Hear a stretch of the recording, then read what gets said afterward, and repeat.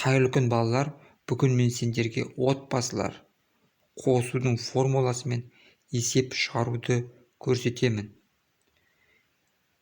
Семейство плюсті басамыз. Мында сол жағымызда формула жазылған. Осы формуланы түсіндіріп өтейін.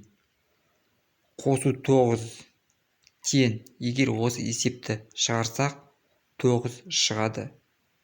Қараймыз.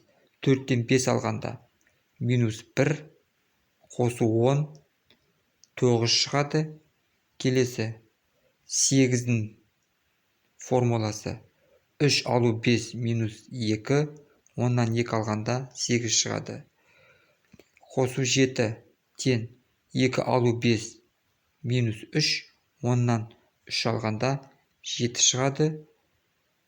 Қосу 6 тең, 1 алу 5 минус 4, 10-нан 4 алғанда қосу 6 шығады. Ал енді абакуспен есеп шығарайық. 25, оған 2-ні қосамыз. 7, 7-нің формуласында 2-ні қосамыз. 5-ті аламыз.